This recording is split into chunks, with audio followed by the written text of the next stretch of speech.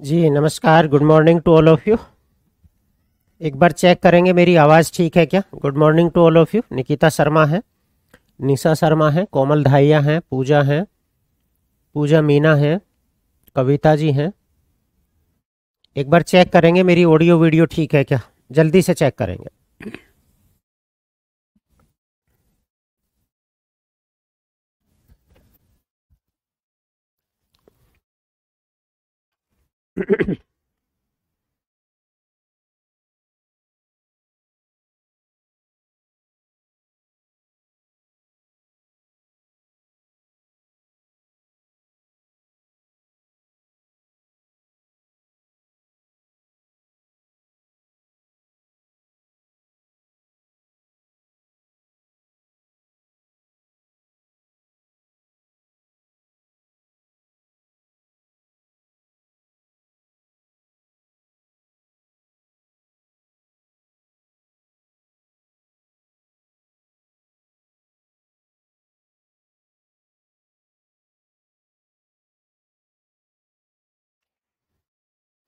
बताओ जरा, ठीक है।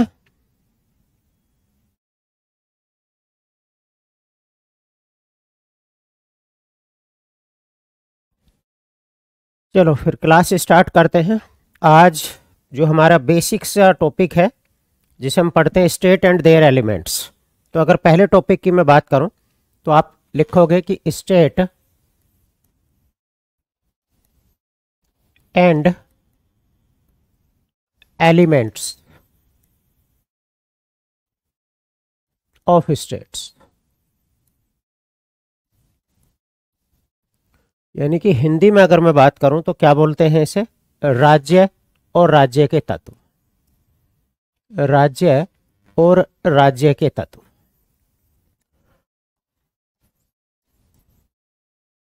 तो बताओ जरा, बात करते हैं हम। क्या मतलब होता है राज्य का, बताइए जरा। सिवा लेट होने का रीजन कुछ टेक्निकल इशू था बच्चे, मैं तो टाइम से ही क्लास में था, कुछ क्लास की प्रॉब्लम थी। बताओ जरा। तो अगर मैं स्टेट की बात करूं कि स्टेट क्या होता है, राज्य और राज्य के तत्व क्या होते हैं, तो राज्य से मतलब क्या है यहाँ, बताओ जरा। राज्य से मतलब क्या है, स्टेट से मतलब क्या है, बताओ। पता तो चले कि आपको पता है या नहीं पता कि राज्य से मतलब यहाँ क्या होता है। तो अगर मैं बात करूं कि राज्य व्यवस्था से जुड़ी राज्य की मैं बात करूं तो आप कहते हो कि राज्य व्यवस्था से जुड़े जो प्राइमरी कंसेप्ट है, यानी कि प्राथमिक अवधारणा है। तो आपने कहा कि राज्य व्यवस्था से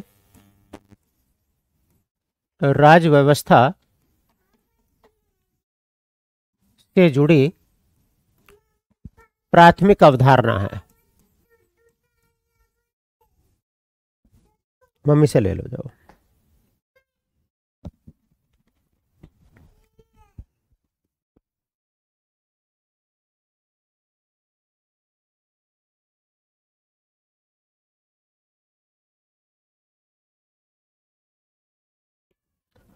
तो राज्य व्यवस्था से जुड़ा जो है प्राथमिक अवधारणा है, और प्राथमिक अवधारणा का मतलब क्या होता है, प्राइमरी कंसेप्ट है।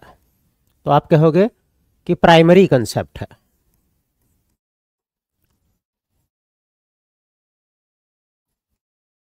तो राज्य व्यवस्था से अगर मैं बात करूं, यानी कि सिस्टम से, यानी कि पॉलिटी से जुड़ी, अगर मैं बात करूं पॉलिटी से जुड़ी हुई प्राथमिक अवधारणा है जो राज्य मानी जाती है। तो आपने कहा राज्य व्यवस्था से जुड़ी प्राथमिक अवधारणा है राज्य, यानी कि जहां भी आप राज्य व्यवस्था पढ़ोगे, पॉलिटी पढ़ोगे, यानी कि गवर्नेंस सिस्टम पढ़ोगे, वहां राज्य की बात जरूर होगी, वहां राज्य की बात जरूर होगी।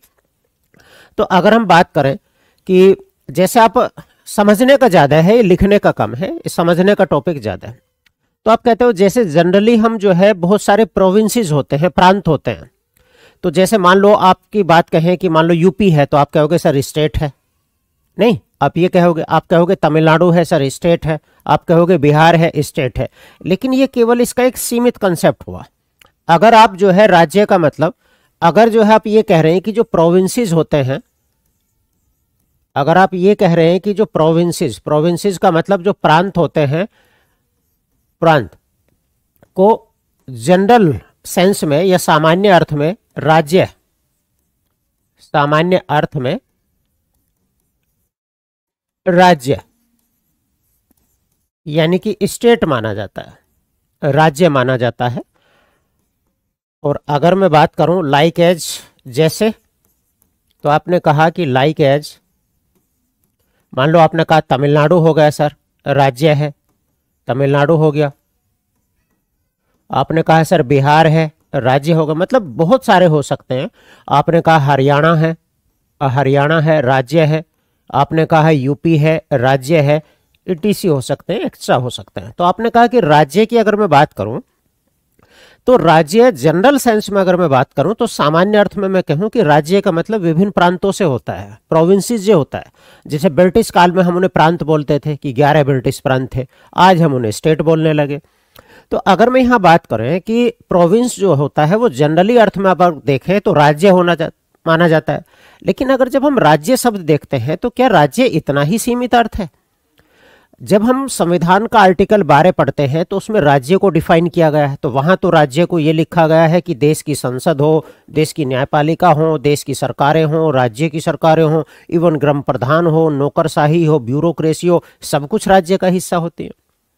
यानी कि राज्य की अगर आप बात करोगे तो वो कंक्रीट नहीं है, वो एक एब्स्ट्रैक्ट है। एब्स्ट्रैक्ट का मतलब एक अमूर्त संरचना है जिसे हम महसूस तो कर सकते हैं लेकिन देख नहीं सकते। तो महसूस तो कर सकते हैं राज्य को लेकिन देख नहीं सकते। फिर आपने कहा कि राज्य जो है किसके माध्यम से जो है एक कंक्रीट स्ट्रक्चर बनती है, तो आपने कहा सरकार के। भाई जो राज्य होता है वो किसके माध्यम से काम करता है, तो आपने कहा सरकारों के माध्यम से काम करता है। और मैंने कहा कि राज्य की अगर मैं कंक्रीट अभिव्यक्ति देखूं या आप कह सकते हो कि मूर्त अभिव्यक्ति देखूं तो आप कहोगे सरकार है। लेकिन सरकार फिर अगर मैं अपने आप में कहूं तो सरकार फिर एक एब्स्ट्रैक्ट कंसेप्ट है, एक अमूर्त संरचना है। क्योंकि आप कहें, मान लो आप कहें यूपी सरकार, तो यूपी सरकार को आप देख थोड़ी पा रहे हैं, यूपी सरकार को नहीं देख पा रहे। आप तो माननीय मुख्यमंत्री जी को देख पा रहे हैं, उप मुख्यमंत्री जी को देख पा रहे हैं, किसी आईएएस को देख पा रहे हैं, किसी जज को देख पा रहे हैं। तो ये अपने आप में अगर मैं कोई ये कह रहा है कि सरकार एक जो है कंक्रीट स्ट्रक्चर है यानी कि मूर्त संरचना है, तो वो केवल और केवल बात राज्य के प्रस्पेक्ट में कही गई है, राज्य के संदर्भ में कही गई है। अगर सरकार की भी मैं बात करूं तो अपने आप में वो भी एक अमूर्त यानी कि एब्स्ट्रैक्ट कंसेप्ट होता है जिसे आप केवल महसूस कर सकते हो, देख नहीं सकते। ये राज्य की बात होती है, ठीक है। इसके अलावा अगर मैं बात करूं तो आपने कहा कि राज्य क्या है, तो राज्य एक अमूर्त संरचना है। अगर मैं बात करूं तो आपने कहा कि राज्य यानी कि स्टेट, राज्य एक अमूर्त संरचना है। राज्य क्या है कि एक अमूर्त संरचना है। और अमूर्त संरचना का मतलब क्या होता है, आप पढ़ते हो ना नाउन 2 प्रकार की होती है, तो आपने कहा है एक एब्स्ट्रैक्ट कंसेप्ट है, एब्स्ट्रैक्ट कंसेप्ट है। तो राज्य क्या है, तो आपने कहा एक एब्स्ट्रैक्ट कंसेप्ट है। यानी कि अगर मैं बात करूं तो राज्य क्या है, एक अमूर्त संरचना है। अमूर्त संरचना का मतलब क्या होता है कि इसे बौद्धिक स्तर पर, इंटेलेक्चुअल लेवल पर तो समझा जा सकता है, यानी कि इसे बौद्धिक स्तर पर तो समझा जा सकता है, इसे बौद्धिक स्तर पर, इसे बौद्धिक स्तर पर तो समझा जा सकता है, समझा जा सकता है, समझा जा सकता है। तो बौद्धिक स्तर का मतलब क्या होता है, इंटेलेक्चुअल बोलते हैं।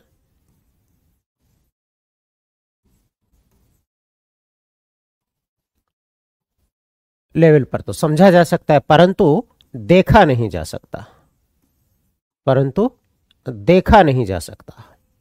आप छू नहीं सकते इसे, देखा नहीं जा सकता,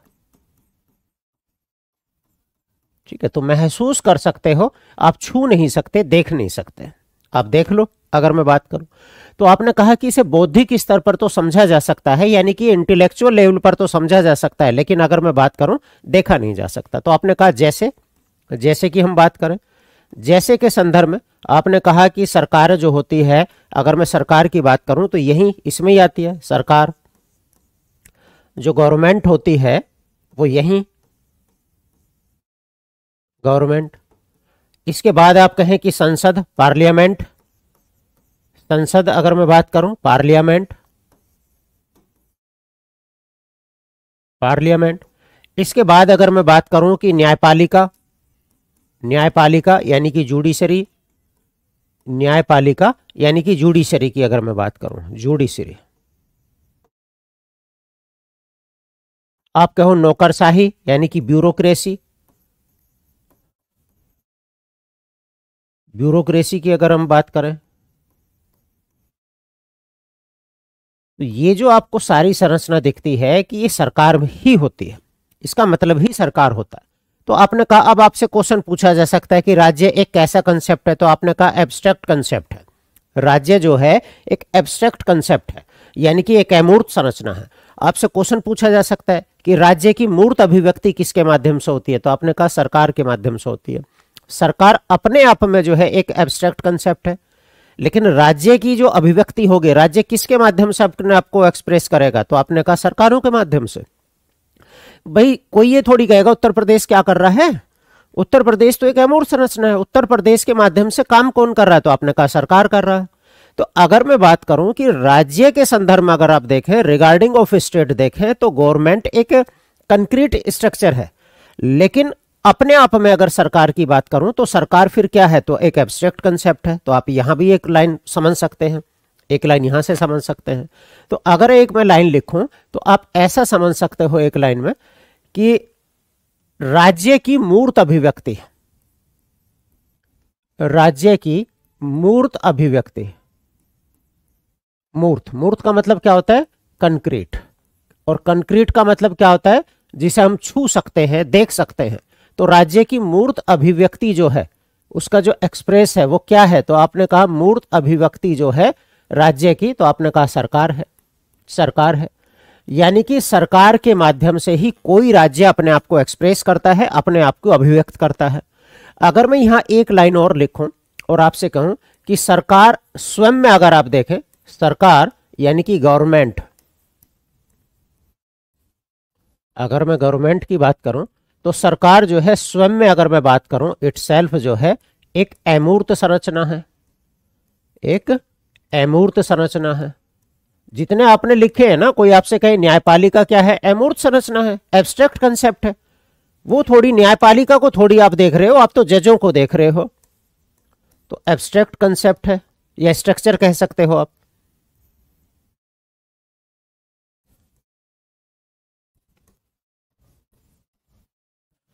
तो मैं समझ रहा हूं कि आप समझ रहे होंगे, ठीक है। अब सरकार किसके माध्यम से अगर मैं बात करूं तो सरकार किसके माध्यम से देती है, तो आप कहोगे प्रशासन और ब्यूरोक्रेसी के माध्यम से जो है अपने आप को अभिव्यक्त करती है।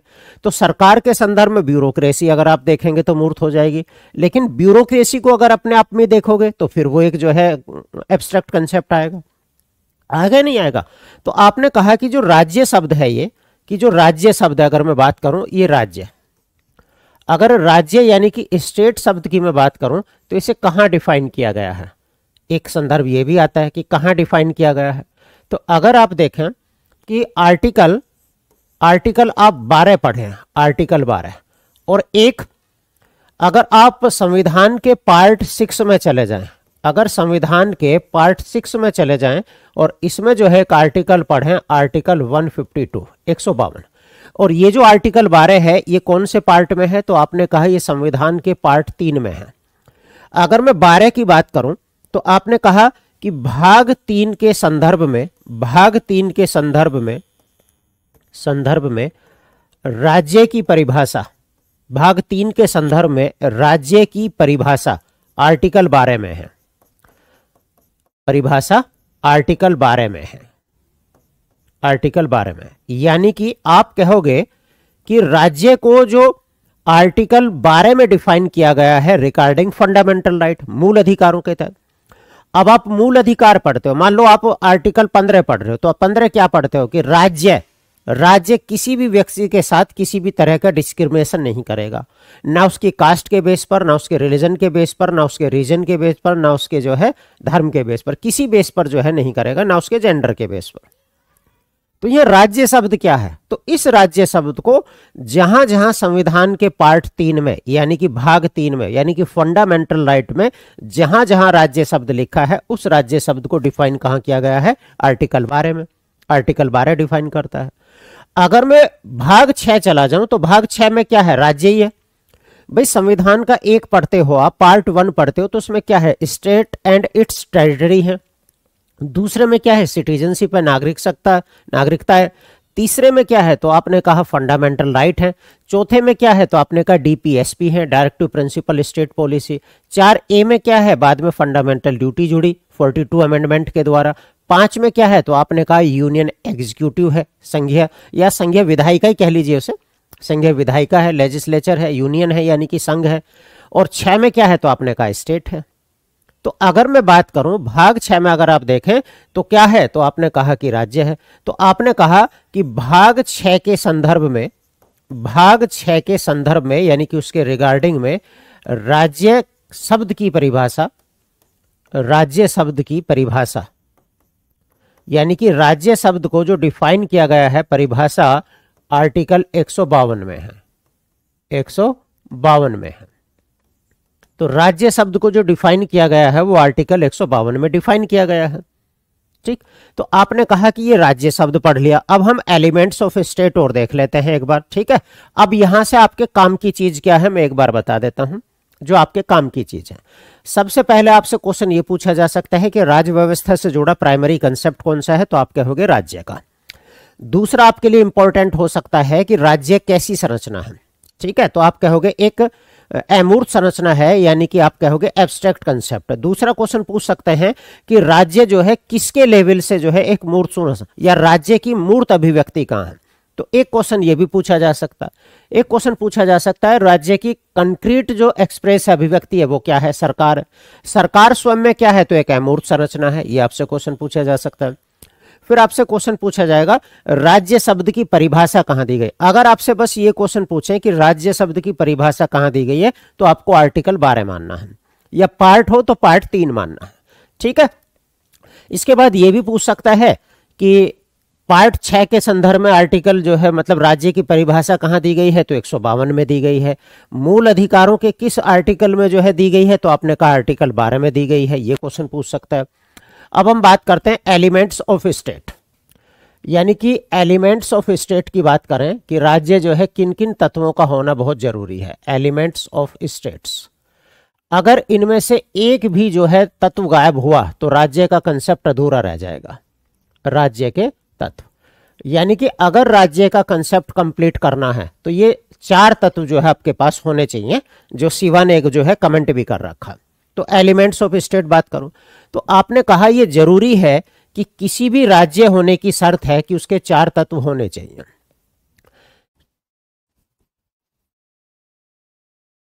किसी भी राज्य के, किसी भी राज्य के, किसी भी स्टेट के होने की शर्त है, होने की शर्त है उसके 4 अनिवार्य तत्व होने चाहिए। अनिवार्य, कंपलसरी नहीं कहा मैंने, याद रखना मैंने अनिवार्य कहा है, कंपलसरी। ठीक है, मैंने स्वैच्छिक नहीं कहा। तो आपने कहा 4 अनिवार्य तत्व, 4 अनिवार्य तत्व होने जरूरी है, होने जरूरी है। तो 4 अनिवार्य यानी कि कंपलसरी है, अगर एक भी गायब है तो आप कहोगे कि कुछ नहीं है। तो वो 4 तत्व कौन से हैं, तो अगर मैं बात करूं 4 तत्व कौन से हैं उनकी हम बात कर लेते हैं। भाई भारत है, भारत को हम राज्य क्यों बोलते हैं, सबसे पहली बात तो यही है। मान लो भारत है तो सबसे पहली बात है कि उसके पास एक भूभाग होना चाहिए, एक भूभाग तो होनी चाहिए ना जहां उस राज्य की जनता रहे। तो आपने कहा एक ज्योग्राफिकल एरिया होना चाहिए, एक ज्योग्राफिकल एरिया जो है होना चाहिए। तो ज्योग्राफिकल एरिया होना चाहिए, पहला तो यही है, पहला तो यही माना जाएगा। दूसरा मान लो ज्योग्राफी एरिया हो गया तो उसके बाद उसके पास जनसंख्या भी तो होनी चाहिए ना, उस भूभाग पर रहने के लिए जनसंख्या भी तो होनी चाहिए, यानी कि पॉपुलेशन होनी चाहिए, पॉपुलेशन होनी चाहिए। अब मान लो इसके पास भूभाग भी है और जनसंख्या भी है, अब इस भूभाग पर इस जनसंख्या को कैसे व्यवस्थित करेंगे, कैसे कंट्रोल करेंगे, कैसे व्यवस्थित करेंगे। तो अगर मैं बात करूं तो आपने कहा कि फिर एक सरकार भी होनी चाहिए, ये सरकार भी होनी चाहिए। और सरकार यानी कि चौथा तत्व जो है वो गवर्नमेंट का होना चाहिए, गवर्नमेंट होना चाहिए।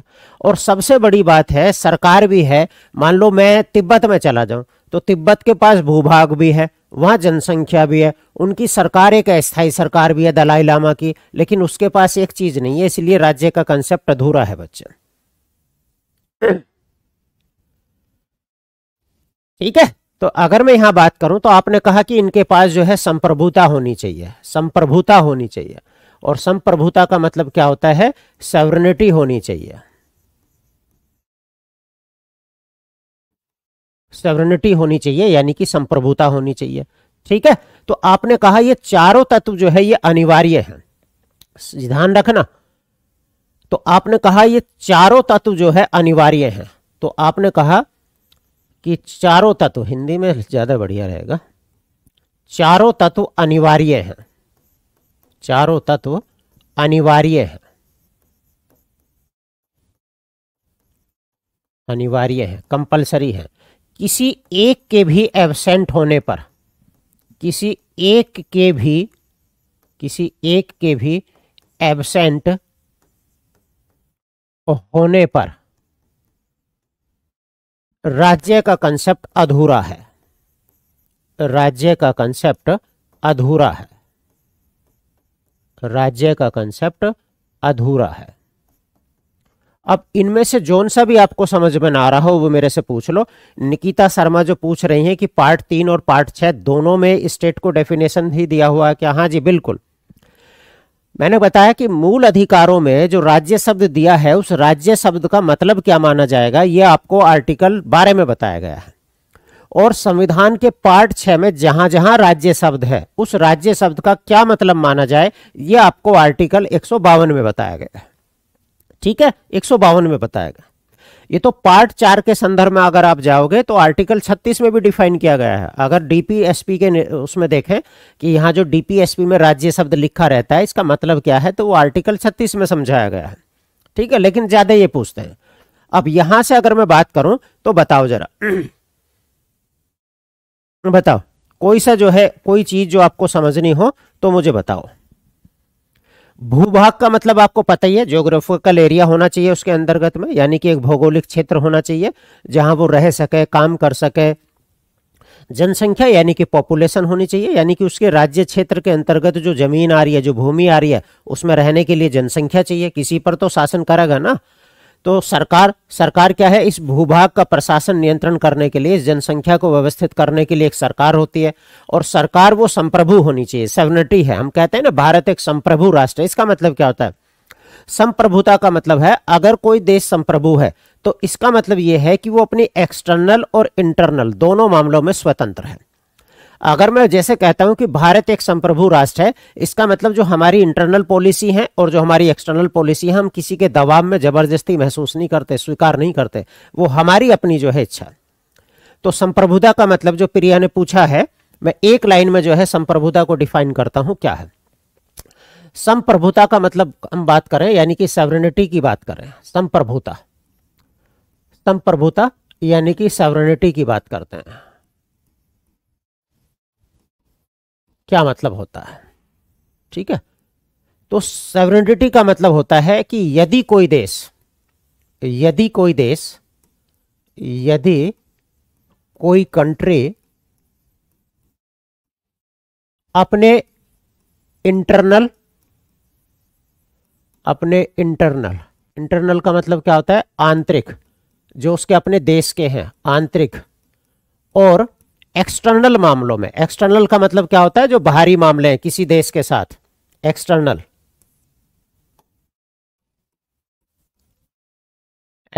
यानी कि बाहरी मामलों में स्वतंत्र है, मामलों में स्वतंत्र है, स्वतंत्र है, अर्थात किसी के अधीन नहीं है, अर्थात किसी के अधीन नहीं है, किसी के अधीन नहीं है, किसी के अधीन नहीं है, तो वह एक संप्रभु राष्ट्र होता है, तो वह एक संप्रभु राष्ट्र होता है, एक संप्रभु राष्ट्र होता है। ठीक है, संप्रभु राष्ट्र होता है। तो संप्रभुता का मतलब क्या होगा? यदि कोई कंट्री अपने इंटरनल और एक्सटर्नल मामलों में स्वतंत्र है अर्थात किसी के अधीन नहीं है, तो हम बोलते हैं कि वो एक संप्रभु राष्ट्र है। ठीक है, वो एक संप्रभु राष्ट्र है। आगे बढ़ जाओ, बताओ जरा जल्दी से।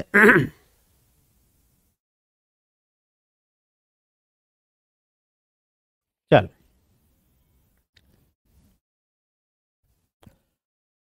तो संप्रभुता का मतलब समझ गए? अंजलि कौशिक और प्रिया, दो बच्चों ने पूछा है। तो संप्रभुता का मतलब क्या हो गया?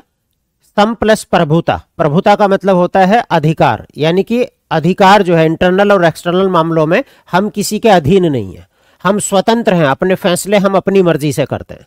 अगर घर में भी मैं बात करूं कि क्या हम जो फैसले लेते हैं वो किसी के दबाव में लेते हैं, प्रेशर में लेते हैं, तो हम संप्रभु नहीं है।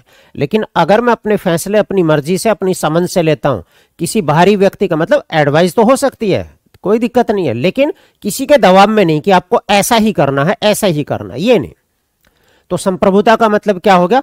अब आपसे मान लो, वैसे बता रहा हूं मैं, मान लो कोई आपसे संप्रभुता पूछ रहा है, मान लो किसी ने आपसे संप्रभुता पूछ लिया, वहां तो क्वेश्चन नहीं पूछेंगे।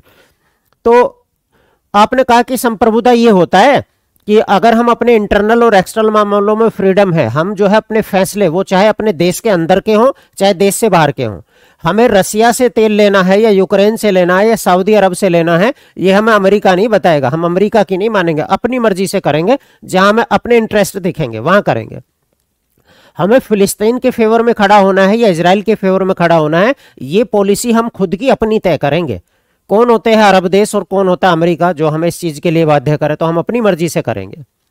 लेकिन मान लो कोई आपसे क्वेश्चन पूछ ले कि भारत जो है राष्ट्रमंडल देशों का समूह है, भारत जो है कॉमनवेल्थ का मेंबर है, और आपसे क्वेश्चन पूछ लें कि कॉमनवेल्थ उन्हीं सदस्य देशों का जो है ग्रुप है जो कभी ब्रिटेन के कॉलोनी रहे हैं, ब्रिटेन के गुलाम रहे हों, तो संप्रभु कहां है? अगर आपसे कोई क्वेश्चन पूछ ले कि संप्रभु कहां है, क्योंकि राष्ट्रमंडल, आप देखोगे जब हम इतिहास पढ़ेंगे, हिस्ट्री पढ़ेंगे या यहां भी पॉलिटी में भी पढ़ेंगे, भारत हमेशा एक डोमिनेंट स्टेट की बात करता है कि ये डोमिनेंट स्टेट क्या है, जिसे अधिराज्य बोलते हैं। क्या है डोमिनेंट स्टेट्स?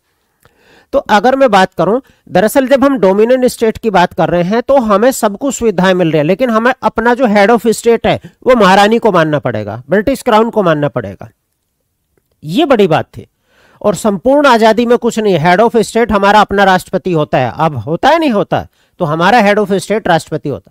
तो अगर कोई आपसे ये क्वेश्चन पूछ रहा है कि भारत आजादी के बाद भी कॉमनवेल्थ का मेंबर बना रहा, तो वो सॉवरेन कहां है, तो आप केवल ये बात कहोगे कि राष्ट्रमंडल की मेंबरशिप हमने अपनी मर्जी से चुनी थी, ना कि किसी के दबाव से चुनी थी। तो राष्ट्रमंडल का सदस्य हमें जबरदस्ती नहीं बनाया गया था, हमने अपनी मर्जी से राष्ट्रमंडल का सदस्य होना स्वीकार किया था, तो किसी के प्रेशर में नहीं किया था। यह आंसर होगा। हालांकि यूपीएससी ने क्वेश्चन पूछता है, यूपीएससी ने क्वेश्चन पूछा है प्रीलिम्स में, लेकिन हो इतना तगड़ा क्वेश्चन थोड़ी आपसे क्वेश्चन पूछ ले कि राष्ट्रमंडल का सदस्य होने पर भी भारत एक संप्रभु राष्ट्र है, क्यों? तो आप कहोगे क्योंकि राष्ट्रमंडल की मेंबरशिप हमने अपनी मर्जी से ली है, ना कि किसी के दबाव में ली है। क्लियर है यहां तक? बताओ जरा। अब आगे बढ़ते हैं। एक छोटा सा कंसेप्ट और है जिसे हम बोलते हैं कॉन्स्टिट्यूशन। क्या बोलते हैं? कॉन्स्टिट्यूशन।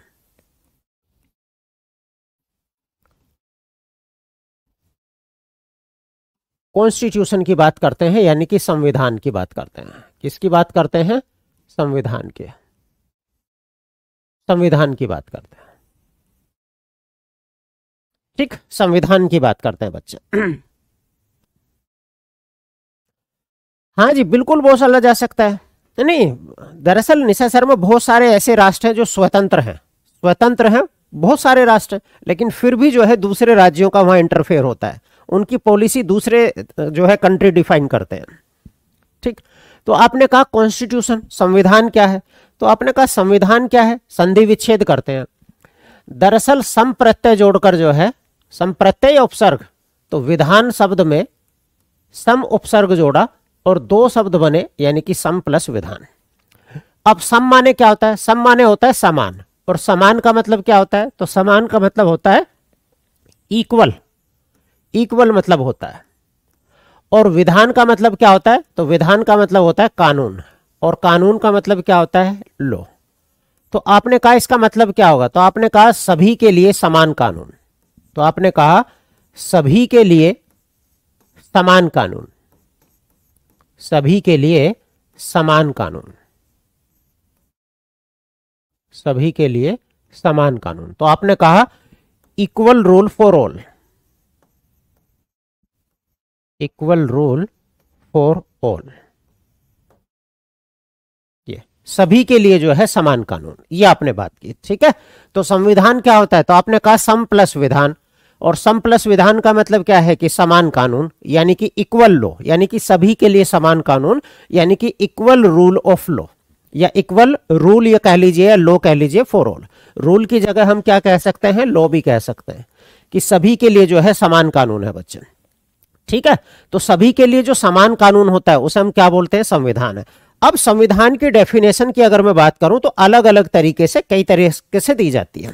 जैसे मान लो मैं देता हूं आपको, मैं डेफिनेशन देता हूं, आपसे कोई क्वेश्चन पूछे संविधान क्या है, तो आप कहोगे संविधान एक लीगल डॉक्यूमेंट है जो किसी देश की जनता कैसे शासित होगी, किसी देश की जनता मतलब किसी देश का शासन कैसे चलेगा, ये नियम तय करता है, निर्धारित करता है।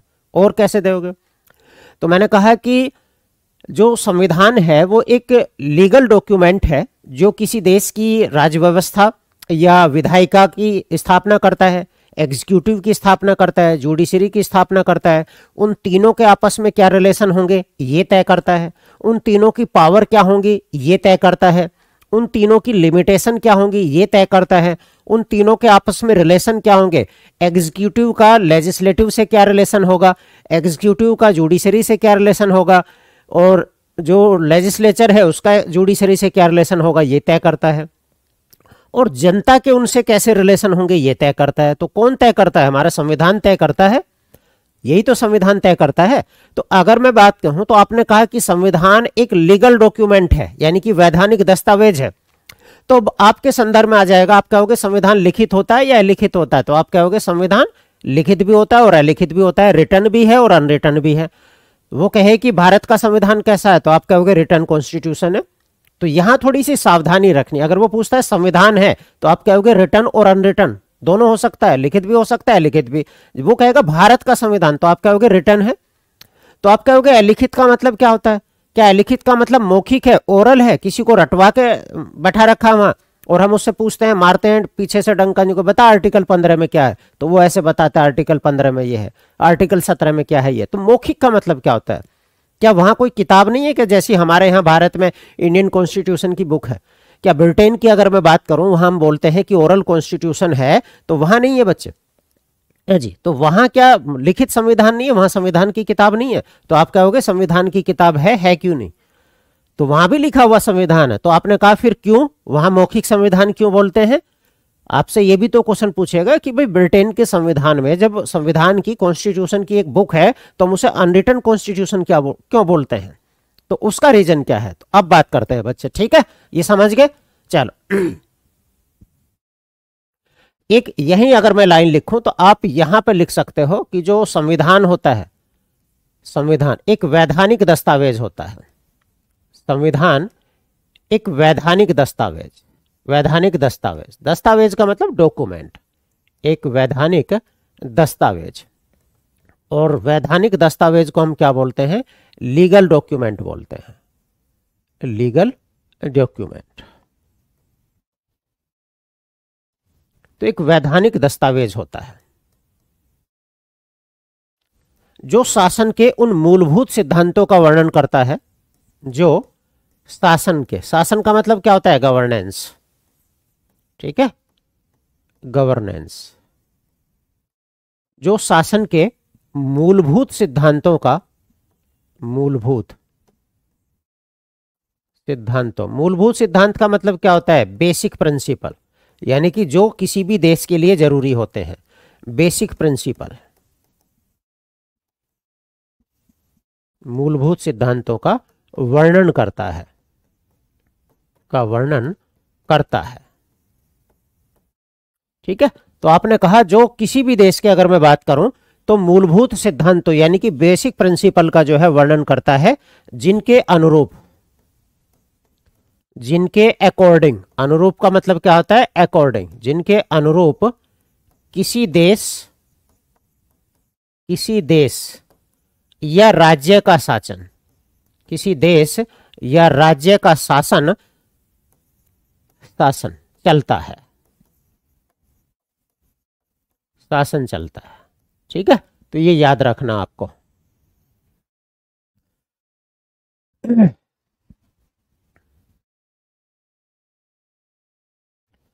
अमेरिका में टाइम टाइम पर नहीं लिखा गया, जो आप कह रहे हो अमेरिका पर टाइम टाइम पर लिखा गया है, सुदेश रांगे जो कह रहे हैं, अमेरिका में फंडामेंटल राइट का प्रावधान नहीं जुड़ पाया था शुरुआत में, इसीलिए तो बाद में गृह युद्ध से जो है जोड़ना पड़ा फंडामेंटल राइट को।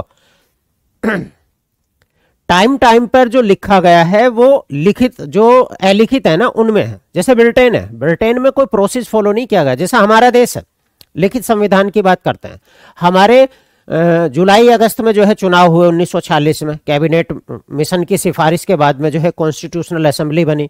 कॉन्स्टिट्यूशनल असेंबली ने 2 वर्ष 11 माह 18 दिन का लेकर हमारा संविधान बनाया। जिन जिन देशों में अलिखित संविधान है वहां किसी एक निश्चित प्रोसीजर का फॉलो नहीं किया गया, वहां एक कॉन्स्टिट्यूशनल असेंबली का गठन नहीं किया गया। वहां क्या किया गया, कभी जो है संसद ने कोई कानून बना दिया तो वो जो है संविधान की किताब में लिख दिया, कभी कभी जो है उनके कोई ट्रेडिशनल लॉ है, परंपरागत जो सदियों से चली आ रही परंपरा है उसे कानून बना दिया, कभी न्यायपालिका ने कोई बढ़िया सा डिसीजन दिया उसे बना दिया। तो वहां समय समय पर अगर मैं बात करूं तो जो है संविधान जो है ऐड होता चला गया। हमारे देश में क्या है, संविधान बनाने के लिए एक प्रोसेस को फॉलो किया, संविधान सभा गठित की, जो देश के मतलब सभ्य और बेहतर नागरिक माने जाते थे उनसे मिलकर जो है एक संविधान सभा बनाई। उस संविधान सभा में डिस्कशन हुए, अधिवेशन हुए, नियम बनाए गए, कानून बनाए गए, दुनिया के देशों के संविधान का जो है अध्ययन किया गया और तब जाकर जो है एक संविधान बनाया। ठीक, तो इसीलिए बोलते हैं कि जिस देश में जो है एक निश्चित प्रोसीजर को फॉलो किया गया है वहां जो है एक लिखित संविधान होता है, अदरवाइज जो है अलिखित संविधान होता है बच्चों। ठीक है, चलो अब एक चीज और समझो इसमें, एक मैं और बताता हूं। तो अगर मैं बात करूं संविधान, मान लो आपसे कहे संविधान क्या होता है, देखो कई तरह के क्वेश्चन पूछ लेते हैं इसमें, इसीलिए मैं जो है पढ़ा रहा हूं, क्योंकि अब आप क्या काम कर रहे हो, अब आप जो है टीजीटी की तैयारी कर रहे हो, और टीजीटी जो है एक तरह से सब्जेक्ट में उसकी अच्छी पकड़ होनी चाहिए, ये मान के चलते हैं। आपको टीजीटी पढ़ाना, दिल्ली में वैसे ही पढ़ाना है जी। किसी दिन जो है आगे आती सी मालिनी आपका जो है टेस्ट ले लिया, चेक कर लिया, या मनीष सिसोदिया जी अभी तो जेल में है पर छूट जाएंगे कभी ना कभी, तो वो फिर से आ गए और आपको जो है ले लिया, तो आपको अच्छे से पढ़ाना चाहिए और पढ़ाना भी चाहिए। क्योंकि टीचर, मैं नहीं मानता कि नेता जो है देश का भविष्य तय करते हैं, देश की नींव तय करते हैं, जो अध्यापक होते हैं वो नींव तय करते हैं। अगर उन अध्यापकों ने कामचोरी की, सबसे ज्यादा ईमानदार, हालांकि सभी पेशे को पूरी ईमानदारी से काम करना चाहिए, वो तो चाहे देश में जूस बनाने वाला हो वो भी ईमानदार अच्छा जूस पिलाए, देश का मोची हो या देश का प्रधानमंत्री हो या एक आईएएस हो या एक टीचर है। लेकिन मेरी नज़र में अगर सबसे ज्यादा जो है कोई, मतलब आप कह सकते हो कि सबसे ज्यादा कोई ईमानदारी का पेशा होना चाहिए तो वो टीचर होना चाहिए। मैं तो देखता हूं कि अधिकतर टीचर, हमारी चाहत गवर्नमेंट स्कूलों में पढ़ाने की है, हम गवर्नमेंट टीचर बने, और अपने बच्चों को हम जो है पढ़ाते नहीं गवर्नमेंट स्कूलों में। तो इसका मतलब हमें पता है ना कि वो कामचोरी करते हैं, वो पढ़ाते नहीं है, और हम भी ऐसा ही करेंगे। क्योंकि गवर्नमेंट स्कूलों में अधिकतर अगर आप देखेंगे तो गरीब बच्चों पढ़ते हैं, गरीब लोगों के बच्चे, और गरीब लोगों के बच्चों को शिक्षा किस लिए दी जाए, तो पढ़ाना चाहिए ईमानदारी से। तो अगर मैं जो है एक शिक्षा मंत्री, मेरा एक सुझाव माने तो दुनिया का सबसे टफेस्ट एग्जाम में तो टीचिंग का ही बनाऊं, टीचिंग का ही बनाऊं। वो व्यक्ति आए और एक रूल अगर ये बन जाए कि जितने भी जो भी टीचर होंगे, बस ये रूल बन जाए, ब्यूरोक्रेसी छोड़ो, आप ब्यूरोक्रेसी छोड़ो, जितने भी टीचर हैं उनके सबके बच्चे जो है वहां पढ़ेंगे सरकारी स्कूलों में, तो कुछ बेहतर हो सकता है। पढ़ाते ही नहीं हो यार, पता नहीं क्या करते हो। तो अगर मैं बात करूं तो पहला पॉइंट क्या बनता है इसमें से, पहला पॉइंट देखना जो क्वेश्चन पूछा जाता है, तो आप कहोगे कि संविधान, कॉन्स्टिट्यूशन, संविधान एक लिखित लिखित का मतलब क्या होता है, रिटन,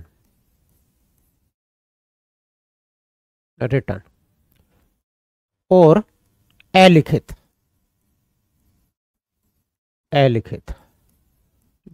यानी कि अनरिटन।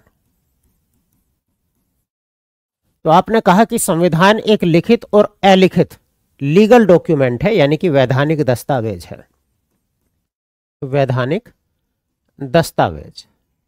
और वैधानिक दस्तावेज का मतलब क्या होता है, लीगल डॉक्यूमेंट है। ठीक है, लीगल डॉक्यूमेंट होता है। पहला क्वेश्चन पूछेगा पहला क्वेश्चन जो पूछा गया है DSSB में, तो संविधान क्या होता है, तो आपने कहा रिटन या अनरिटन होता है। दूसरा अगर मैं बात करूं, ठीक है, जो संविधान होता है यानी कि यह संविधान, यह राज्य की विधायिका, यह राज्य की विधायिका, राज्य का मतलब यहां आप दोनों समझ लेना, दोनों से मतलब क्या है, देश भी है और ये स्टेट भी है, ठीक। और विधायिका का मतलब क्या होता है, लेजिस्लेचर, और लेजिस्लेचर का मतलब क्या होता है, कानून बनाना। तो यह राज्य की विधायिका, कार्यपालिका, कार्यपालिका यानी कि एग्जीक्यूटिव, मैं उम्मीद कर रहा हूं ये आपको पता होंगे, नहीं तो जब हम संसद पढ़ेंगे तो वहां पढ़ेंगे। यह राज्य की विधायिका, लेजिस्लेचर, लेजिस्लेचर है, स्पेलिंग गलत हो गया।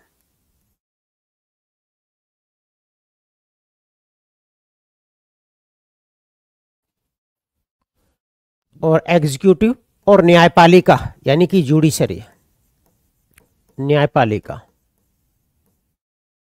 जुडिशरी। जैसे प्रमुख अंगों की स्थापना करता है, जैसे प्रमुख अंगों की स्थापना करता है, अंगों की स्थापना करता है, स्थापना करता है, ठीक, स्थापना करता है। तो हमारी जो लेजिस्लेचर है उसकी स्थापना कैसे होगी, क्या नियम होंगे, क्या होगा, सब कुछ यही होगा बच्चे। दूसरा अगर मैं बात करूं, कार्यपालिका, एग्जीक्यूटिव और न्यायपालिका, ये जैसे प्रमुख अंगों की यही स्थापना करता है बच्चे, ठीक है। आकांक्षा सिंह जो पूछ रही है बच्चे, प्रीवियस ईयर की बुक जो है सारी अच्छी होंगी, मुझे नहीं पता जिनका आप नाम ले रहे हो कौन है, मैंने नहीं देखी। प्रीवियस क्वेश्चन तो प्रीवियस क्वेश्चन होते हैं, बस कलेक्शन होना चाहिए, ईमानदारी से क्वेश्चन हो, ऐसा ना हो कोई फर्जी क्वेश्चन ऐसे लिख दिया हो अपने कि ये उसमें आया है। अच्छी किताब है, सारी अच्छी है प्रीवियस में, प्रीवियस में क्या देखना। मैं तो ये कह रहा हूं कि बस एक स्टैंडर्ड होना चाहिए, मतलब अच्छा रिलायबल होना चाहिए, आंसर गलत ना होने चाहिए, कुल मिलाकर ये है, ठीक है। तो ये राज्य की विधायिका, कार्यपालिका और न्यायपालिका जैसे प्रमुख अंगों की व्याख्या करता है, ठीक। दूसरा अगर मैं बात कहूं, ये जो 3 अंग है इनके दायित्व यानी कि ड्यूटी की व्याख्या करता है। तो आपने कहा कि इनके दायित्वों की व्याख्या करता है, इनके शक्तियों की, इनकी शक्तियों और दायित्वों की व्याख्या करता है। एक भी बात मान सकते हो, दायित्व यानी कि रेस्पॉन्सिबिलिटीज की बात करता है, रेस्पॉन्सिबिलिटीज।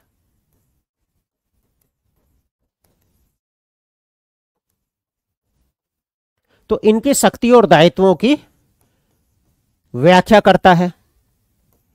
अब शक्तियों की अगर बात बता दी तो अच्छी बात है, व्याख्या करता है। क्या इनकी सीमाएं तय नहीं करेगा? तो आपने कहा इनकी सीमाओं की व्याख्या करता है। किनकी सीमाओं की व्याख्या करता है? इन तीनों अंगों की, इनकी सीमाओं। सीमाओं का मतलब क्या होता है? लिमिटेशन। कि ऐसा भी नहीं है कि बस इनके पास जो है पावर ही पावर है, इनके पास लिमिटेशन भी है। तो इनकी सीमाओं की व्याख्या करता है, सीमाओं की व्याख्या करता है, सीमाओं की व्याख्या करता है। तो अगर मैं बात करूं तो आपने कहा संविधान क्या करता है? तो एक लिखित, रिटन या अनरिटन डॉक्यूमेंट है, और राज्य के लेजिस्लेचर की स्थापना करता है, एग्जीक्यूटिव की स्थापना करता है, जुडिशरी की स्थापना करता है। इनकी क्या पावर होंगी तीनों अंगों की? लेजिस्लेचर की क्या पावर होंगी, क्या रेस्पॉन्सिबिलिटी होगी, एग्जीक्यूटिव की क्या पावर रेस्पॉन्सिबिलिटी होगी, जुडिशरी की क्या होगी, ये सब कुछ संविधान बताता है। सब कुछ संविधान बताता है बच्चे, ठीक है। और लिमिटेशन की बात करते हैं। हाँ, वो जो किताब जिसमें जो है आंसर के साथ थोड़ी बहुत एक्सप्लेनेशन भी है, वो सारी किताब अच्छी होती है। वैसे भी एक्सप्लेनेशन वाली पढ़नी चाहिए किताब। मैं भी, अगर मैं भी टाइप करता हूं, आप देखते होंगे तो कई क्वेश्चन में आंसर एक ही जगह बी टाइप हो जाता है, वो ह्यूमन एरर होती है। लेकिन कई बार आपने किताबों में ऐसे भी देखा होगा, आंसर ए लिख रहा लेकिन व्याख्या कुछ और कह रही है आंसर। तो व्याख्या देख के हमें ये पता चल जाता है कि आंसर सही है गलत है, ठीक है। चलो, और क्या करता है? मान लो ये है विधायिका, ये विधायिका है, और विधायिका का मतलब क्या है? यानी कि आपने कहा कि लेजिस्लेचर, लेजिस्लेचर। और ये है कार्यपालिका, कार्यपालिका। कार्यपालिका यानी कि एग्जीक्यूटिव, एग्जीक्यूटिव की हम बात कर रहे हैं। और ये है न्यायपालिका, ये है न्यायपालिका यानी कि जुडिशरी की बात कर रहे हैं, जुडिशरी की बात कर रहे हैं। तो इनके तीनों के आपस में क्या रिलेशन होंगे ये भी संविधान तय करता है। अगर मैं विधायिका और कार्यपालिका की बात करूं तो इनके बीच में क्या होता है, तो आपने कहा शक्तियों के सम्मिश्रण का सिद्धांत होता है। क्या होता है, तो आपने कहा शक्तियों के सम्मिश्रण का सिद्धांत होता है। सम्मिश्रण से अभी बताते हूं क्या होता है, सम्मिश्रण का सिद्धांत है। तो इसका मतलब ये है, मान लो ये विधायिका है, ये विधायिका है, ठीक है। अगर मैं बात करूं तो ये विधायिका है, विधायिका है। और अगर मैं बात करूं तो ये जो है कार्यपालिका, अंदर वाला ये मैं बात करूं तो ये कार्यपालिका है, ये कार्यपालिका। दूसरे तरीके से और समझना, दूसरे तरीके से और समझना, इसे हम बोलते हैं शक्तियों के सम्मिश्रण का सिद्धांत। यानी कि विधायिका का ही कोई मेंबर कार्यपालिका में शामिल होगा। लेकिन जब हम बात करते हैं, एक रिलेशन ऐसे भी होता है, अगर मैं बात करूं एक रिलेशन ऐसे भी होता है, ये या तो इस तरह से होता है, ये ऐसा। मान लो ये अगर मैं बात करूं तो ये विधायिका है, ये क्या है, ये विधायिका है, ठीक। और अगर मैं बात करूं तो ये कार्यपालिका है। लेकिन ये जो ये वाला हिस्सा है, ये कार्यपालिका दो तरह की होती है। एक होती है राजनीतिक कार्यपालिका, पॉलिटिकल। तो पॉलिटिकल अगर मैं एग्जीक्यूटिव की बात करूं, एग्जीक्यूटिव की बात करूं, ये हम सारी चीजें संसद में पढ़ेंगे, राजनीतिक कार्यपालिका क्या होती है। और ये वाली जो होती है ये एडमिनिस्ट्रेटिव, प्रशासनिक कार्यपालिका होती है, एडमिनिस्ट्रेटिव, एग्जीक्यूटिव होती है। यानी कि अगर मैं बात करूं तो कार्यपालिका दो तरह की होती है, एक होती है प्रशासनिक कार्यपालिका और एक होती है राजनीतिक कार्यपालिका। तो प्रशासनिक कार्यपालिका में क्या आता है, तो आप कहोगे कि जितनी भी ब्यूरोक्रेसी होती है। और एक होती है राजनीतिक कार्यपालिका। राजनीतिक कार्यपालिका में कौन होता है, राष्ट्रपति होता है, उपराष्ट्रपति होता है, महान्यायवादी होता है, कैग होता है, प्रधानमंत्री होते हैं, मंत्री होते हैं, ये सब राजनीतिक कार्यपालिका। इसका मतलब राजनीतिक कार्यपालिका तो अस्थायी होती है, कभी भी हट सकती है चुनाव के बाद, बिल्कुल। और जो है जो पॉलिटिकल होती है या एडमिनिस्ट्रेटिव होती है, ये तो जो है स्थायी होती है, रिटायरमेंट तक रहेंगे। तो दो तरीके से होती है, कई बार ऐसे भी आता है, कई बार ऐसे भी आता है। तो जो राजनीतिक कार्यपालिका का हिस्सा होगा, ये राजनीतिक कार्यपालिका, अगर मैं बात करूं, अगर वो राजनीतिक कार्यपालिका की बात करें तो ये राजनीतिक कार्यपालिका है, ठीक है ना, राजनीतिक कार्यपालिका। अब यहां चलते हैं जुडिशरी में। तो आपने कहा ये तो होगी एग्जीक्यूटिव, आपने ऐसा मान लिया एग्जीक्यूटिव। और ये होगी जो है लेजिस्लेचर, ये होगी लेजिस्लेचर, लेजिस्लेचर। और ये होगी जुडिशरी, जुडिशरी। यानी कि अगर मैं बात करूं तो इनके बीच में अगर मैं बात कहूं तो आप कहोगे कि शक्तियों के पृथक्करण का सिद्धांत होता है। तो क्या होता है, तो आपने कहा न्यायपालिका और विधायिका के बीच जो है सेपरेशन का सिद्धांत होता है, शक्तियों के पृथक्करण का सिद्धांत होता है। पृथक्करण, पृथक्करण को क्या बोलते हैं, सेपरेशन, सेपरेशन का सिद्धांत होता है। यानी कि न्यायपालिका के सदस्य अलग होते हैं और विधायिका के सदस्य अलग होते हैं। ऐसा थोड़ी ना होता है कोई सांसद जो है जज भी होता है, ऐसा होता है क्या। लेकिन अगर आपको मंत्री बनना है भारत में तो आपको तो सांसद तो होना पड़ेगा ना। तो अगर आपसे क्वेश्चन पूछे विधायिका और कार्यपालिका के बीच कैसा होता है, तो आपने कहा सम्मिश्रण का, मिक्स्ड प्रिंसिपल होता है। और विधायिका और न्यायपालिका के बीच में कैसा होता है, विधायिका और न्यायपालिका के बीच में, तो आपने कहा पृथक्करण का सिद्धांत होता है। कैसा होता है, पृथक्करण का सिद्धांत। तो पृथक्करण सिद्धांत होता है, यानी कि न्यायपालिका के सदस्य और लेजिस्लेचर के सदस्यों में कोई तालमेल नहीं होता, वो अलग है, वो अलग है। यहां तक समझे हो तो मुझे बताओ, फिर मैं आगे बढ़ता हूं, ठीक है ना, फिर मैं आगे बढ़ता हूं। बताओ जरा, यहां तक बात समझ में आई हो तो आगे बढ़ता हूं मैं, जल्दी बताओ, कमेंट करके बताओ जरा जल्दी। ये मुझे पूरा कराना आज।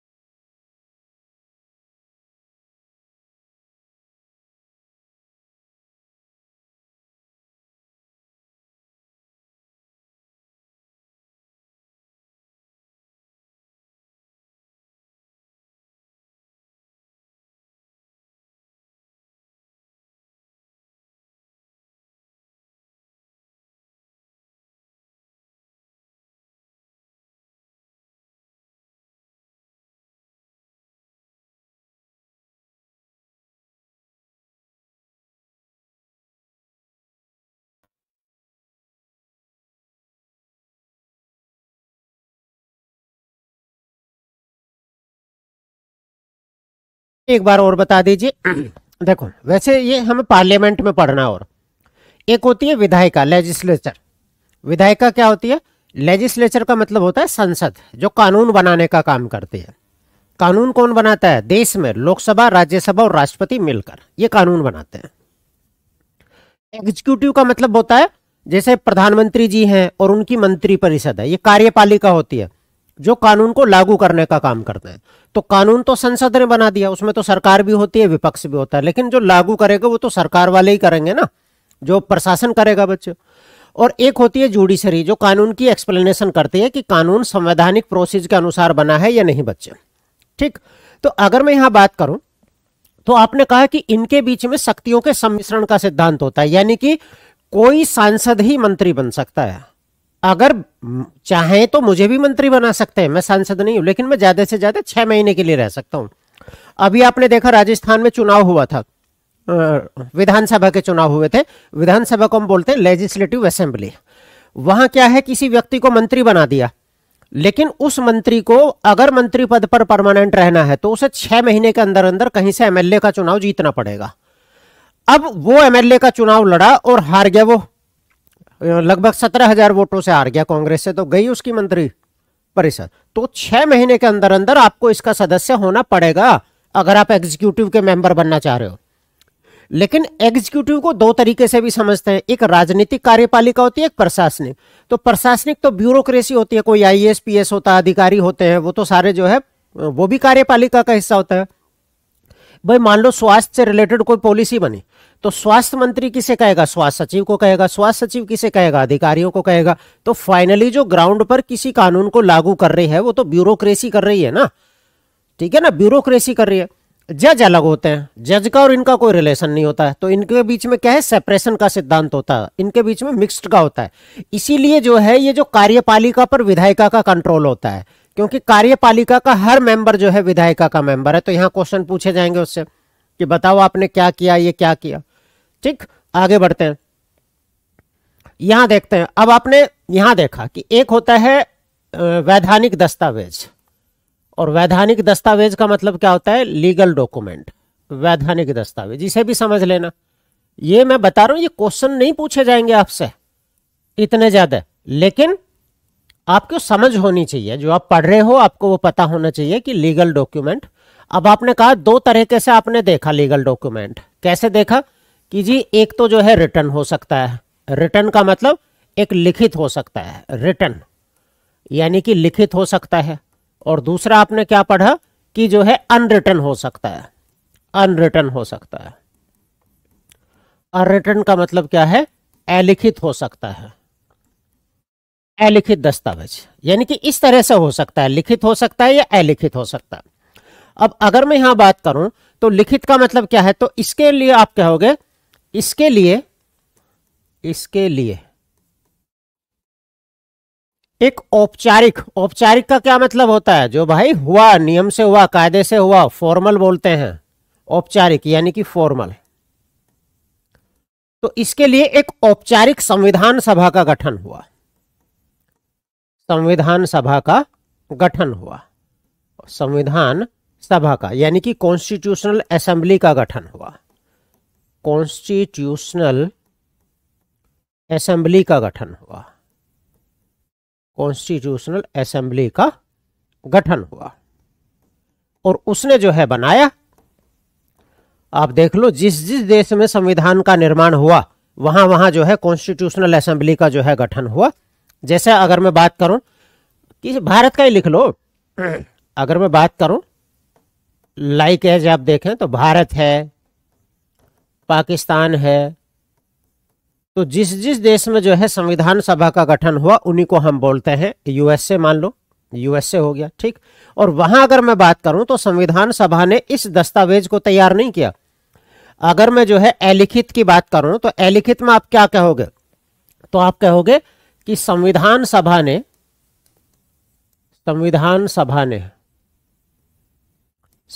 सभा, अब मैंने इंग्लिश का शब्द उधर लिख दिया, कॉन्स्टिट्यूशनल असेंबली ने, संविधान सभा ने इस वैधानिक दस्तावेज को तैयार नहीं किया, इस वैधानिक दस्तावेज को तैयार नहीं किया। तैयार नहीं किया। ठीक है, यानी कि जिन जिन देशों में संविधान निर्माण के लिए एक कॉन्स्टिट्यूशनल असेंबली का गठन नहीं हुआ, कॉन्स्टिट्यूशनल असेंबली का गठन नहीं हुआ, उन देशों को हम बोलते हैं यहां से। अब आप कहोगे कि तो फिर कैसे बना ये, आपके दिमाग में ये भी तो होगा कि फिर ये कैसे बना। ध्यान से समझना, ये इस तरह से कैसे बना। तो आपने कहा कुछ केस लॉ आए, यानी कि कुछ न्यायालयों के निर्णय आए, न्यायालय के निर्णय आए, कुछ न्यायालय के निर्णय आए, यानी कि केस लॉ है कुछ। तो केस लॉ जो आए उन्हें कानून का दर्जा दे दिया। भाई मान लो जैसे ब्रिटेन में जो है कोई वहां के जो है कानून ने, वहां की अदालत ने जो है कुछ किया, तो उसे जो है बाद में वो कानून बन गया, केस लॉ बन गया। कुछ वहां की लोक विधियां हो सकती हैं, जो वहां की परंपरागत या लोक विधियां हो सकती है, वहां की लोक विधियां, लोक विधियां यानी कि कॉमन रूल। अगर मैं बात करूं कॉमन लॉ,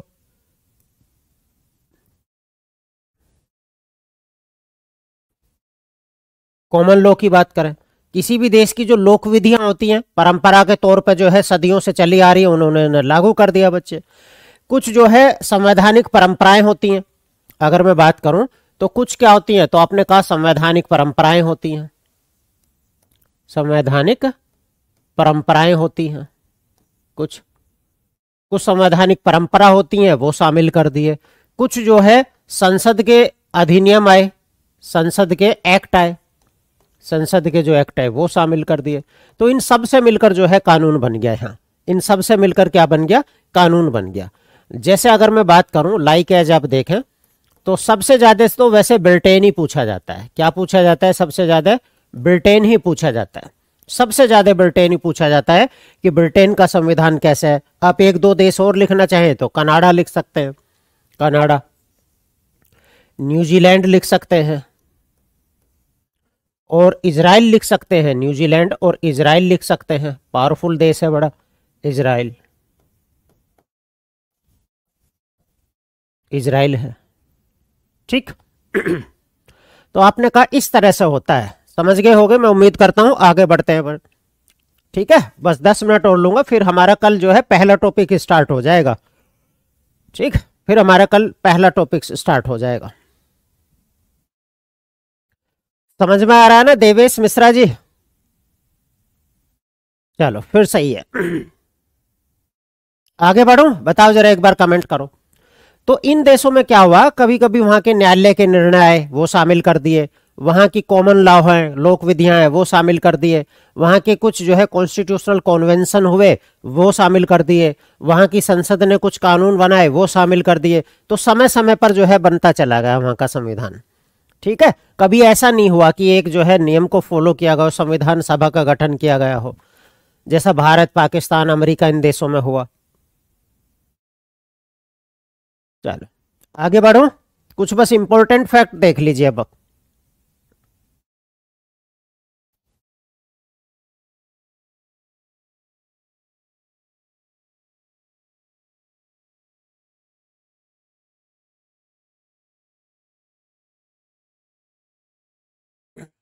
चलो तो यहां देखो, अब कुछ इंपॉर्टेंट फैक्ट है। क्या है, इंपॉर्टेंट फैक्ट है कुछ जो आपको पता होने चाहिए, यानी कि महत्वपूर्ण तथ्य जो आपको याद होने चाहिए। पूछ लेते हैं क्वेश्चन, महत्वपूर्ण तथ्य।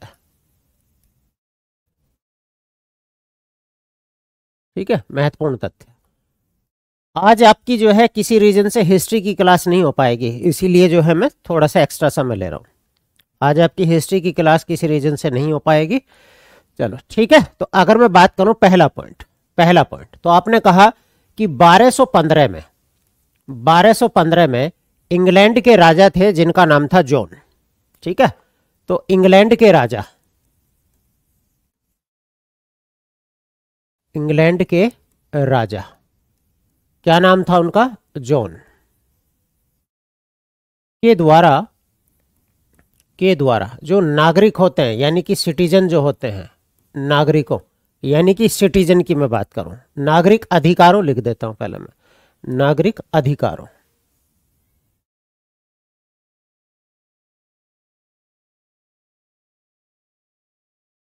नागरिक अधिकारों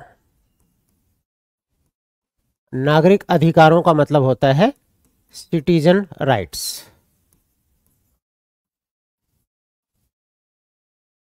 तो राजा जॉन के द्वारा जो है, राजा जॉन के द्वारा अधिकारों यानी कि सिटीजन राइट के लिए, सिटीजन राइट के लिए एक मैग्ना कार्टा। मैग्ना कार्टा का मतलब क्या होता है? आदेश होता है। इसे हम बोलते हैं अधिकार पत्र। एक आदेश होता है ये, बस अधिकार पत्र बोलते हैं मैग्ना कार्टा को। जैसे आप 1854 के चार्ल्स वुड डिस्पैच को बोलते हो कि शिक्षा के क्षेत्र का अधिकार था, तो मैग्ना कार्टा नामक जो है मैग्ना कार्टा तैयार हुआ, तैयार किया गया, जो भविष्य के सभी संविधान का आधार बना, जो भविष्य के सभी संविधान का आधार बना। तो नागरिक अधिकारों के लिए जो है इंग्लैंड में बात हुई, भविष्य के सभी संविधान का बेस बना, यानी कि आधार बना। ठीक है, तो नागरिक अधिकार पहली बार जो है आपको यहां देखने को मिले। इसके अलावा दूसरा पॉइंट आपको देखें तो आपको दूसरा पॉइंट ये पता होना चाहिए कि दुनिया में संविधान जो है लागू करने वाला पहला देश कौन सा था। तो आपने कहा कि कॉन्स्टिट्यूशनल एडॉप्ट करने वाला, संविधान अपनाने वाला, संविधान यानी कि कॉन्स्टिट्यूशनल एडॉप्ट करने वाला, कॉन्स्टिट्यूशन अपनाने वाला, अपनाने यानी कि एडॉप्ट, अपनाने वाला फर्स्ट कंट्री। बताओ कौन है, इसका आंसर बताओ, आंसर क्या होगा इसका। ठीक है, तब तक मैं जो है दूसरा क्वेश्चन लिखता हूं।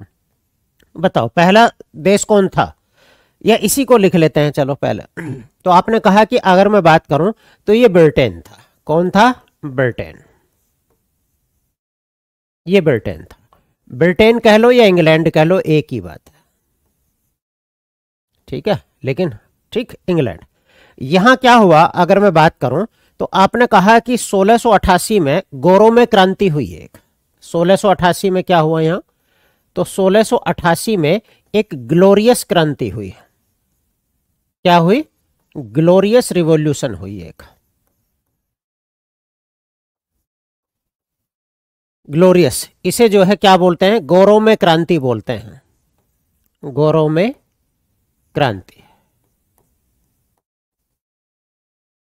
अगर हम बात करें संविधान अपनाने वाला पहला जो कंट्री था वो ब्रिटेन या इंग्लैंड था।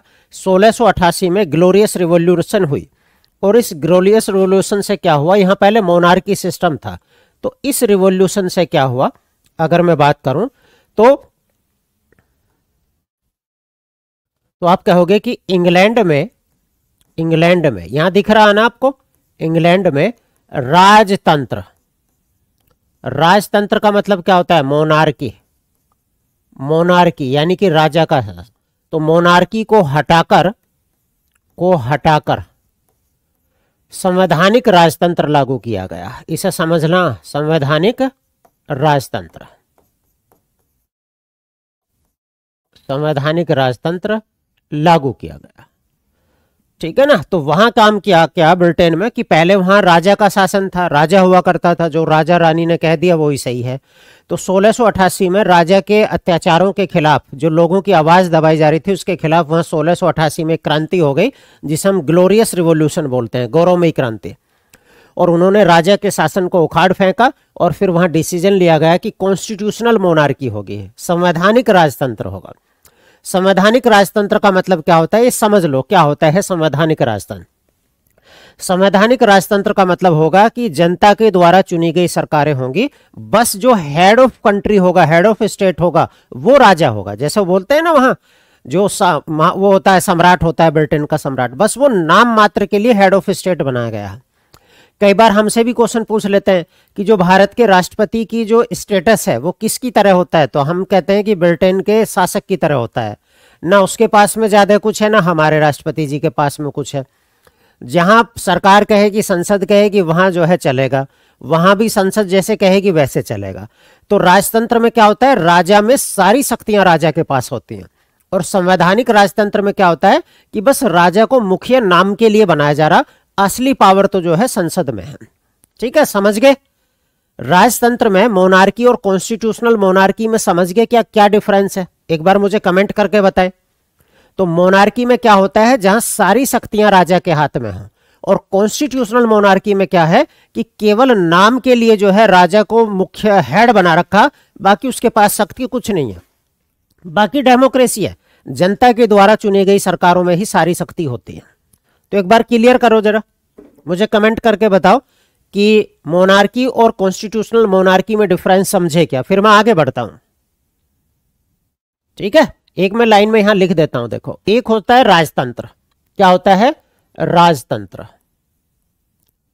इसे हम क्या बोलते हैं? मोनार्की। नहीं याद रहेगा तो मैं एक लाइन में लिख देता हूं ताकि आगे याद रहे। एक होता है संवैधानिक राजतंत्र। क्या होता है? संवैधानिक राजतंत्र। संवैधानिक राजतंत्र, इसे हम बोलते हैं कॉन्स्टिट्यूशनल मोनार्की।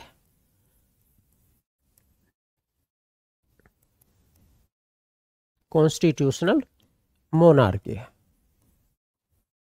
कॉन्स्टिट्यूशनल मोनार्की बोलते हैं बच्चे। ठीक है, एक लाइन में मैं लिख देता हूं। तो राजतंत्र का मतलब होता है सभी शक्तियां राजा के पास, सभी शक्तियां राजा के पास, राजा के पास। और यहां क्या कहते हो कि राजा केवल नाम का मुखिया होता है, केवल नाम का मुखिया, और मुखिया का मतलब होता है head of state, head of state. सारी शक्तियां, सारी पावर, सारी पावर्स संसद में निहित, संसद में निहित होती है, निहित होती है। ठीक है, अब ये आपको याद रहेगा, अगर भूल भी जाओगे तो आप यहां पढ़ लेना। तो सारी शक्तियां किसमें होती हैं? तो आप कहोगे संसद में निहित होती है। ठीक, अब अगला देखो। चलो, तो आपने कहा संविधान अपनाने वाला दुनिया का जो पहला देश था वो कौन था? तो आपने कहा ब्रिटेन, ब्रिटेन है। अब हम बात करते हैं कि वर्ल्ड का फर्स्ट, इतना तो इंग्लिश लिख दो ना, वर्ल्ड का फर्स्ट रिटन कॉन्स्टिट्यूशन किसने अपनाया? रिटन कॉन्स्टिट्यूशन, कॉन्स्टिट्यूशन एडॉप्ट करने वाला देश। तो वर्ल्ड का फर्स्ट रिटन कॉन्स्टिट्यूशन एडॉप्ट करने वाला देश बताओ कौन सा है? बताओ जरा कौन है, जल्दी से बताओ। दुनिया का अगर मैं बात करूं तो प्रथम संविधान अपनाने वाला देश कौन सा है?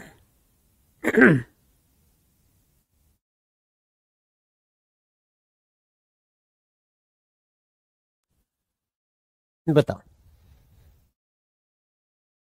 चलो, तो आपने कहा यूएसए। यूएसए का मतलब क्या है? जिसे आज आप अमेरिका बोलते हो, संयुक्त राज्य अमेरिका बोलते हो। वैसे अमेरिका कोई देश नहीं है, अमेरिका एक कॉन्टिनेंट है, महाद्वीप है। संयुक्त राज्य अमेरिका एक देश है। ठीक है, तो आपने कहा अमेरिका। तो अगर मैं बात करूं अमेरिका की, तो अमेरिका को दो तरीके से आप पढ़ो, दो तरीके से इसमें जो है आपको दो याद रखो। सबसे पहली बात तो अगर मैं बात करूं कि जो यूएसए है, जो यूएसए है वो 1776 में यानी कि 1776 में जॉर्ज वॉशिंगटन के नेतृत्व में, जॉर्ज वॉशिंगटन जो इनके पहले राष्ट्रपति बने थे, जॉर्ज वॉशिंगटन, ये तो हम पढ़ेंगे, अमेरिकन रिवॉल्यूशन तो हमें पढ़ना है। जॉर्ज वॉशिंगटन वर्ल्ड हिस्ट्री में, जॉर्ज वॉशिंगटन के नेतृत्व में ब्रिटेन से स्वतंत्र हुआ, ब्रिटेन से आजाद हुआ या स्वतंत्र हुआ, फ्री हुआ, स्वतंत्र हुआ। ठीक है, एक तो ये आपको याद रखना। दूसरा क्या याद रखेंगे? जो अमेरिकी संविधान की अगर मैं बात करूं, अमेरिकी संविधान की, तो आप कहोगे जो यूएसए का संविधान है, यूएसए का संविधान 1789 में लागू हुआ। 1789 में लागू हुआ। ठीक है, तो यूएसए का जो संविधान था वो कब लागू हुआ? तो 1789 में लागू हुआ। ठीक है, 1789 में। तो अगर मैं बात करूं तो आप कहोगे कि ये विश्व का सबसे छोटा लिखित संविधान है। तो अगर मैं यहां ऐसे लिख दूं, world smallest written constitution, written constitution. ठीक, तो सबसे छोटा संविधान है, सबसे छोटा लिखित संविधान, सबसे छोटा लिखित संविधान। बताओ, यानी कि पहला लिखित संविधान जो है वो ब्रिटेन के भी जो है आप कहोगे 100 साल, लगभग 100 साल बाद आया, लगभग 100 साल बाद। तो 1789 में आपको दिखेगा कि विश्व का सबसे छोटा जो संविधान है वो अमेरिकी संविधान कब लागू हुआ? तो आप कहोगे 1789 में। ठीक है, कुछ बच्चे जो है 17 जो है 87 बता रहे हैं, वो गलत है, 89 सही है। ठीक है, जब अमेरिकन रिवॉल्यूशन पढ़ाऊंगा मैं, अमेरिका का सिविल वॉर पढ़ाऊंगा, तब मैं बताऊंगा इसके लिए कैसे संविधान सभा गठित हुई और उन्होंने जो है कब जो है फाइनली साइन कर दिए, किस तरह से हुआ। बताओ, यहां तक क्लियर है? अब लास्ट में एक भारत का जिक्र और कर लूं मैं, भारत का जिक्र और कर लूं। अच्छा, ये तीन क्रांति जरूर याद रखना आप। एक क्रांति मान लो, हालांकि हमें पढ़ना है ये, फ्रेंच रिवॉल्यूशन, बता सकते हो कब हुई? फ्रेंच रिवॉल्यूशन कब हुई? तो फ्रेंच रिवॉल्यूशन आप कहते हो 1789 में हुई। और रशियन रिवॉल्यूशन कब हुई? रशियन, तो रशियन रिवॉल्यूशन जो हुई वो हुई 1917 में। और जो चाइनीज की अगर मैं बात करूं, चाइनीज रिवॉल्यूशन 1949 में, ये चाइनीज रूल। जी बेटा, ये आपका गुड्डा है। ठीक है, और सबसे लास्ट में बस एक ये पढ़ लेते हैं कि विश्व का जो सबसे लार्जेस्ट रिटन कॉन्स्टिट्यूशन है, तो आप क्या होगे? World largest written constitution, written constitution, वकीलों का स्वर्ग कहा जाता है ये। तो सबसे बड़ा लिखित संविधान, सबसे बड़ा लिखित संविधान, सबसे बड़ा लिखित संविधान। और किस देश का है? तो आपने कहा इंडिया, इंडिया। और इंडिया में दो डेट आती हैं कि एक तो 26 नवंबर 1949 और एक आती है 26 जनवरी 1950। ठीक है, तो आप कहोगे थोड़ा सा लागू हुआ, थोड़ा सा लागू, और यहां कहोगे कंप्लीट लागू।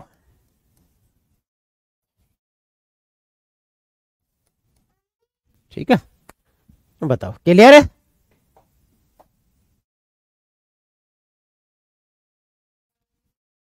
आकांक्षा, अभी आप जो है रसिया की क्रांति 1917 याद रखो, 1916 का क्या रोल है, जब वर्ल्ड हिस्ट्री पढ़ेंगे तब बताऊंगा मैं। ठीक है, अगर आपसे क्वेश्चन पूछते हैं कि रसिया की क्रांति कब हुई है, तो आपको 1917 करना।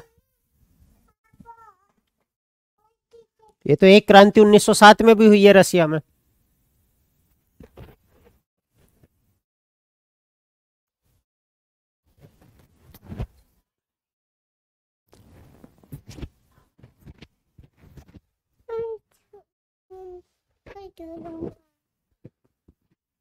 चलो भाई, इससे मिल लो एक बार, ये तुमसे बाय करना है, ये बाय कर दो बच्चों से, मिल लो इससे बस। ठीक है, अब आप जाओ। कोई दिखा आपको वहां पे? नहीं दिखा? कौन दिख रहा आपको वहां पे? गुड्डा दिख रहा? चलो, तो पापा भी दिख रहे हैं। चलो चलो, इतना ही रखते हैं। ठीक है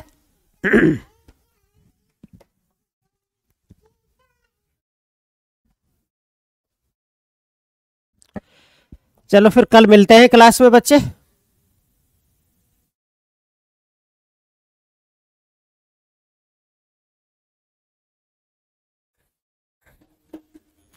क्लियर है? क्या कह रहे हैं ललिता मीना, क्या कह रही हैं? ललिता मीना क्या कह रही हैं? जी ये कह रही है ना 1789 में, हाँ ऐसा ही है।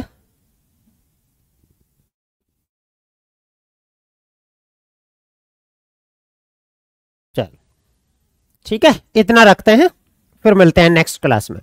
अब कायदे में ये बेसिक चीजें थी जो मैंने बता दी तुम्हें।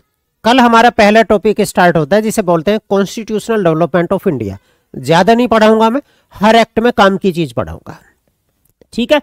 कम शब्दों में काम की चीज पढ़ेंगे और क्वेश्चन प्रैक्टिस करेंगे जबरदस्त वाले, ठीक है? तो मिलते हैं फिर कल क्लास में बच्चों, तब तक के लिए बाय बाय टाटा।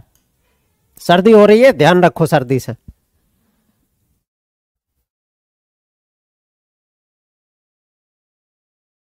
आई यही तो सोचती है कि किससे बोल रहे हैं पापा, इतनी देर से किससे बात करते रहते हैं।